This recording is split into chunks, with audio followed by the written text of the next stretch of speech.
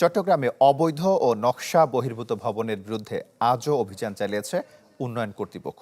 সকালে নগরীর হালিশহর ও আগ্রাবাদের বিভিন্ন বাণিজ্যিক স্থাপনায় পরিচালিত এই অভিযানে নেতৃত্ব দেন নির্বাহী ম্যাজিস্ট্রেট হামিমুন তানজিন।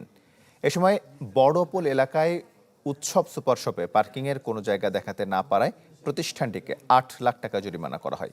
পাশাপাশি ব্যাপারীপাড়া এলাকায় একটি রেস্টুরেন্ট একই কারণে সিলগালা করা হয়।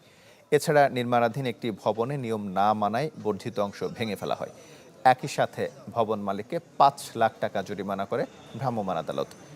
নির্মাণাধীন ভবনের পাশাপাশি যেসব ভবন নির্মাণে নিয়ম মানা হয়নি সেসব ভবনের বিরুদ্ধেও অভিযান চালানোর কথা জানান সংস্থাটির কর্মকর্তারা। অধিকাংশ বিল্ডিংয়ে আসলে পার্কিংটা রাখা হয়নি।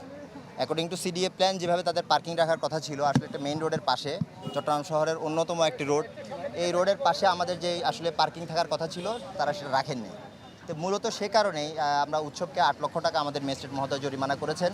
আর এখানে আপনারা দেখতে পেয়েছেন একটা দোতলা একটা বিল্ডিংয়ের কাজ চলমান আছে, যেটা 7 তলা অনুমোদন দিয়েছিল সিডিএ। সেখানে রাস্তা সম্প্রসারণের জন্য যে জায়গাটা ছাড়ার কথা ছিল সেই জায়গাটা তারা ছাড়েনি। তো সিডিএতে সেটা ভেঙে দিয়েছে এবং তাদেরকে 5 লক্ষ টাকা জরিমানা করা হয়েছে। অনাদায়ে 1.5 বছরের জরিমানা কারাদণ্ড প্রদান করা হয়েছে। আর এই শেফ যে লাউঞ্জটা আছে, এখানে যেটা দেখা যাচ্ছে যে এখানে আমরা কোনো মালিক পক্ষকে এখনও পাইনি, তাদের কোনো প্রতিনিধি আসেনি এবং প্রতিনিধি না আসাতে ম্যাজিস্ট্রেট মহোদয় আমাদের অলরেডি এটাকে সিলগালা করেছে। তো তারা আসলে তাদের যদি সিডিএ প্ল্যান থাকে তার তৎপ্রেক্ষিতে সিডিএর আইন মোতাবেক আমাদের ম্যাজিস্ট্রেট মহোদয় পরবর্তী কার্যক্রম গ্রহণ করবে।